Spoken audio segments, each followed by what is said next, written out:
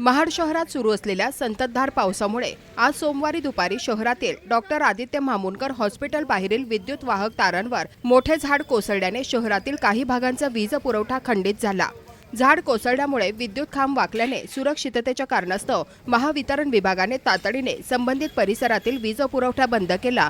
या घटनेची माहिती मिळताच महावितरणचे वरिष्ठ अधिकारी, अभियंते व कर्मचारी घटनास्थळी दाखल झाले।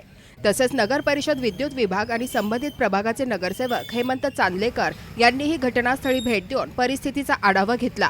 महावितरणकडून युद्ध पातळीवर दुरुस्तीचे काम सुरू करण्यात आले असून सततचा पाऊस आणि कामाच्या ठिकाणची प्रतिकूल भौगोलिक परिस्थिती यामुळे कामात अडथळे निर्माण होत आहे।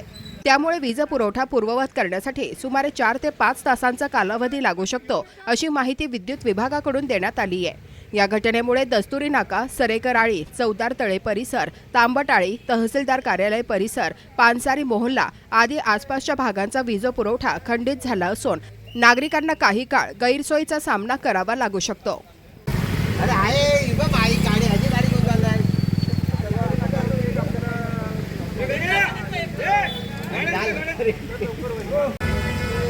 रसी रसी काय एक रसी